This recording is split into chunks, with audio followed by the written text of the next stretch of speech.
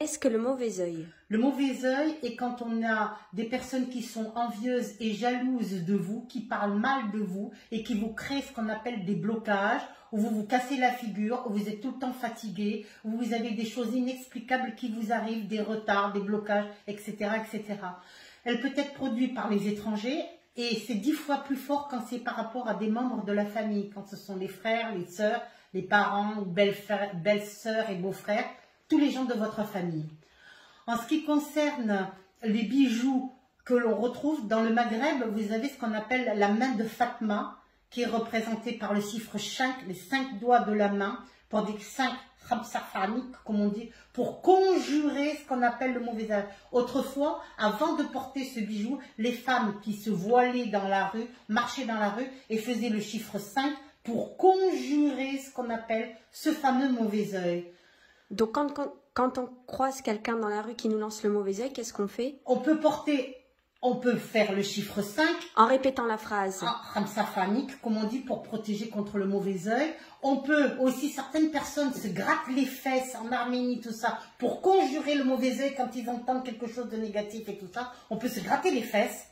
On peut porter ce qu'on appelle des bijoux ou des vêtements rouges pour conjurer le mauvais œil. Un bracelet rouge. Un bracelet rouge pour conjurer le mauvais œil. On peut, en Corse, on peut porter ce qu'on appelle l'opercule, qui est ce qu'on appelle l'œil de Sainte Lucie, qui conjure le mauvais œil.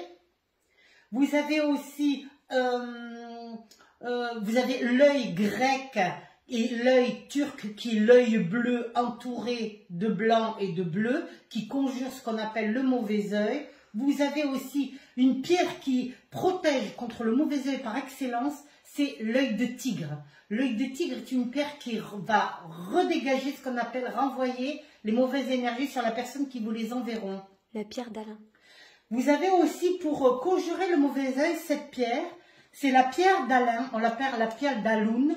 Et dans la pierre d'Aloun, qui est la pierre d'Alain, on récite une prière que l'on va faire ou sur le front ou qu'on va poser sur le corps de la personne qui est malade, on va le faire fondre sur du charbon et si la pierre fait ce qu'on appelle plein de bulles ou éclate et tout ça, ça veut dire qu'on aura enlevé le mauvais œil.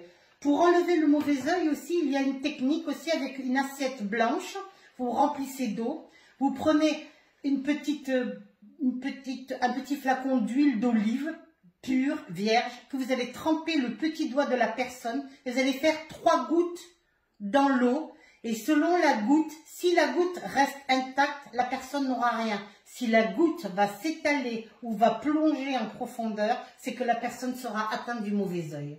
Mais tout le monde ne peut pas le faire. Mais tout le monde ne peut pas le faire parce qu'il faut quand même se protéger par rapport à ce fameux mauvais œil. Vous avez en Égypte ancienne, 3000 ans avant Jésus-Christ, les femmes se maquillaient avec le khol, comme on dit, et l'œil égyptien, l'œil d'Horus que j'ai dans mon bureau, qui protège aussi contre, porter un œil d'Horus autour du cou protège et conjure contre le mauvais œil. Et les femmes égyptiennes se maquillaient avec le khol pour justement se protéger du mauvais œil.